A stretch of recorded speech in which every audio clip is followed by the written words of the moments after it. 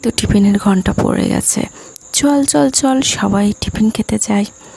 এই শোন, সবাই কিন্তু টিফিন খেয়ে তাড়াতাড়ি আসবি, ঠিক আছে? দোস্ত, টিফিন খেয়ে মন ভরেনি, চল না একটু ফ্রিতে কিছু খেয়ে আসি। এই দোস্ত, কি করিস, পড়ছিস নাকি? আচ্ছা পড় পড়, পড়া তো ভালো। তোর কাছে টাকা থাকলে দে তো, আমাদের না খুব খিদে লেগেছে, কিছু একটা খেতে ইচ্ছে হচ্ছে। কি যে বলিস তোরা! না রে, পড়ছি না, এমনি বসে আছি। হ্যাঁ, আমার কাছে আছে 100 টাকা। এই নে 100 টাকা।